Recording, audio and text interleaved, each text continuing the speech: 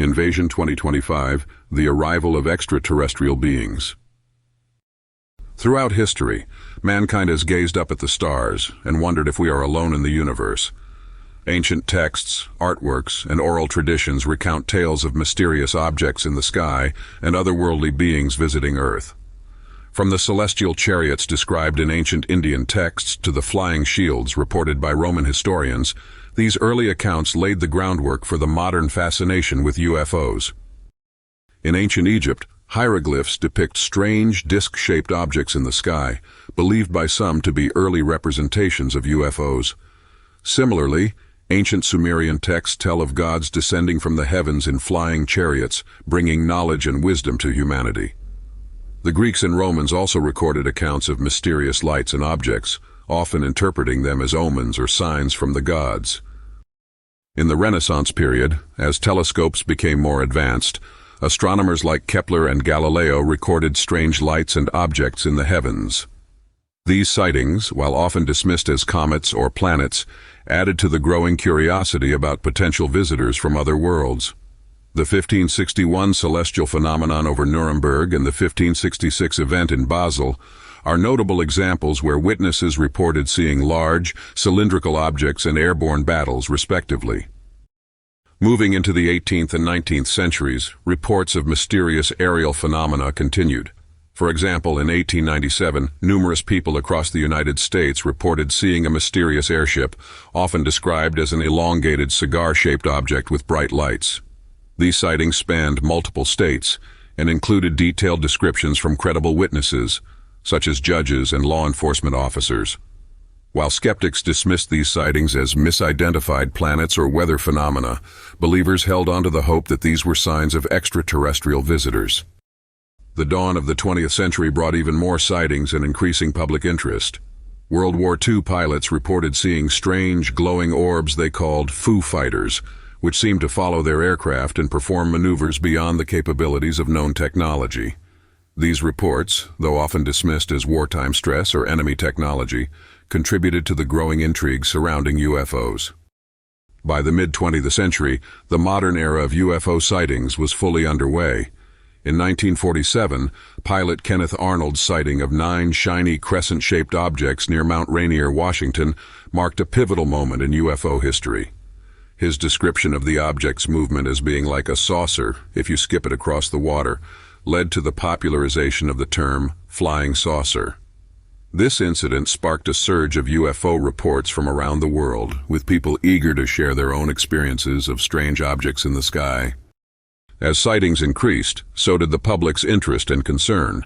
Governments around the world, particularly the United States, began taking these reports seriously. Projects such as Project Blue Book were initiated to investigate and catalog UFO sightings, although many findings were kept classified. The cultural impact of these sightings cannot be overstated. UFOs and extraterrestrials became a staple of science fiction literature and film, capturing the imagination of people worldwide. Authors like H.G. Wells, with his novel The War of the Worlds, and filmmakers like Steven Spielberg, with movies such as Close Encounters of the Third Kind, brought the concept of alien contact into mainstream consciousness. The 20th century marked the dawn of the modern era of UFO sightings. Reports of strange, fast-moving objects began to pour in from all corners of the globe. One of the earliest and most notable cases was the 1947 sighting by pilot Kenneth Arnold, who described seeing 9 shiny crescent-shaped objects flying in formation near Mount Rainier, Washington. In the post-war era, the United States and other nations were on high alert for any signs of new and potentially threatening technologies. As a result, governments began to take a more systematic approach to investigating UFO reports. The U.S. Air Force initiated several projects, including Project Sign, Project Grudge, and most notably, Project Blue Book. These initiatives aim to collect, analyze, and determine the nature of UFO sightings. Project Blue Book, which operated from 1952 to 1969, investigated over 12,000 reported UFO sightings. While many were explained as misidentifications of natural phenomena or man-made objects, a small percentage remained unexplained, fueling ongoing speculation about extraterrestrial visitors. The project's findings were often kept classified, leading to suspicions of a government cover-up and further stoking public interest. During this period, high-profile incidents such as the 1952 Washington, D.C. UFO sighting, where radar operators and multiple eyewitnesses reported seeing unexplained objects over the nation's capital, added to the intrigue. The sightings prompted the U.S. Air Force to scramble jets, but the objects evaded capture and disappeared. This incident, among others, led to increased public and media attention on the UFO phenomenon. As the Cold War intensified, the possibility that these unexplained objects could be advanced Soviet technology added another layer of complexity to the UFO debate. Governments were keen to understand the capabilities and intentions behind these sightings, whether they were of earthly origin or something more otherworldly. In the 1960s and 1970s, civilian organizations began to play a more prominent role in investigating and documenting UFO sightings. Groups like the Mutual UFO Network, MUFON, and the Center for UFO Studies, CUFOS, collected reports and conducted their own investigations, often collaborating with researchers from around the world. These efforts contributed to a growing body of evidence and lent legitimacy to the study of UFOs. As the 20th century drew to a close, advancements in technology, such as radar and high-definition cameras, allowed for more detailed analysis of UFO sightings. The Internet also played a significant role in connecting UFO enthusiasts and researchers, facilitating the sharing of information and fostering a global community of UFO investigators. By the early 21st century, the emergence of smartphones equipped with high-resolution cameras led to a surge in UFO reports. Videos and photographs of unexplained aerial phenomena flooded social media, often going viral and attracting widespread attention. While many of these sightings were eventually explained as natural or man-made objects, a significant number remained unidentified, keeping the public's fascination with UFOs alive. The modern era also saw the rise of whistleblowers and former government officials coming forward with claims of UFO encounters and knowledge of extraterrestrial life. Figures like Bob Lazar, who claimed to have worked on reverse engineering alien technology at Area 51, and Luis Elizondo, a former Pentagon official who led the Advanced Aerospace Threat Identification Program, ATIP, added credibility to the UFO phenomenon and sparked renewed interest in government secrecy and cover-ups. No discussion of UFO phenomena would be complete without delving into the Roswell incident of 1947. In July of that year, something crashed on a ranch near Roswell, New Mexico. Initially, the U.S. Army issued a statement claiming to have recovered a flying disc, but this was quickly retracted and replaced with an explanation involving a weather balloon. Eyewitness accounts, including those of rancher Mac Brazel and military personnel, suggested something far more extraordinary. Reports of strange debris with unusual properties, as well as purported sightings of alien bodies, fueled speculation that the crash was, in fact, an extraterrestrial spacecraft. Despite the military's attempts to quell rumors, Roswell became the cornerstone of UFO lore and conspiracy theories. The Roswell incident can be traced back to early July 1947, when rancher Mac Brazel discovered strange debris scattered across his property. The debris consisted of materials unlike anything Brazel had ever seen, thin, metallic-looking sheets that were lightweight but incredibly strong, along with sticks and strange symbols that resembled hieroglyphics. Brazel, puzzled by his find, reported it to the local sheriff, who then contacted the nearby Roswell Army airfield. Major Jesse Marcel, an intelligence officer, was dispatched to investigate the site. Marcel collected some of the debris and brought it back to the base for further examination. Initially, the military issued a press release stating that they had recovered a flying disc. However, within hours, the statement was retracted, and the official explanation was changed to a crashed weather balloon. This sudden change in the narrative sparked suspicion and speculation. Witnesses, including Marcel, later claimed that the debris they had seen was far more advanced than anything that could be part of a weather balloon. Marcel described the material as being unlike anything he had ever encountered in his military career. In the decades that followed, numerous individuals came forward with accounts of the Roswell incident, including former military personnel who claimed to have been involved in the recovery and transport of alien bodies. These bodies were said to be small, with large heads and almond-shaped eyes, characteristics that have since become iconic in popular depictions of extraterrestrials. Books, documentaries, and interviews have kept the Roswell story alive, and it remains one of the most famous and controversial UFO cases in history. Despite official denials and alternative explanations, the incident has cemented its place in UFO lore, with many believing that the truth has yet to be fully revealed.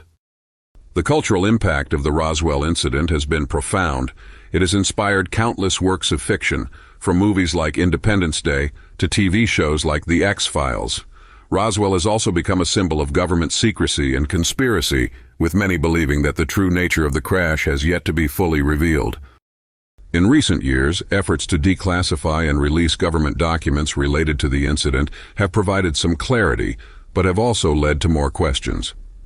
The 1994 U.S. Air Force report, which concluded that the debris was part of a top-secret project known as Project Mogul, aimed to detect Soviet nuclear tests, did little to quell the theories of alien involvement. As researchers and enthusiasts continued to dig into the mystery, new accounts and evidence emerged. Former military personnel, such as Colonel Philip Corso, claimed to have been involved in the recovery and reverse engineering of alien technology. Corso's book, The Day After Roswell, detailed his experiences and added fuel to the ongoing debate about the true nature of the Roswell crash. Despite the passage of time, the Roswell incident remains a focal point for UFO researchers and enthusiasts. Annual festivals in Roswell attract visitors from around the world, celebrating the town's unique place in UFO history. The incident has also spurred scientific inquiry and technological advancements, as researchers seek to understand the implications of potential extraterrestrial contact.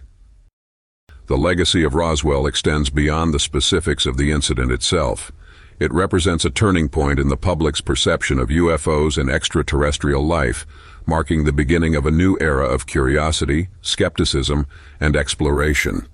Whether or not the truth about Roswell is ever fully revealed, its impact on our understanding of the cosmos and our place within it is undeniable. Following the Roswell incident, the U.S. government, along with other nations, adopted a policy of secrecy and denial regarding UFOs. Classified documents and whistleblower testimonies suggest a systematic effort to suppress information and discredit witnesses. High-profile cases, such as the 1961 abduction of Betty and Barney Hill, further complicated public perception, with government agencies often dismissing these accounts as hoaxes or misidentifications. However, not all governments were entirely dismissive. In the 1970s and 1980s, countries like France and Belgium conducted their own investigations, yielding some compelling data but ultimately remaining inconclusive.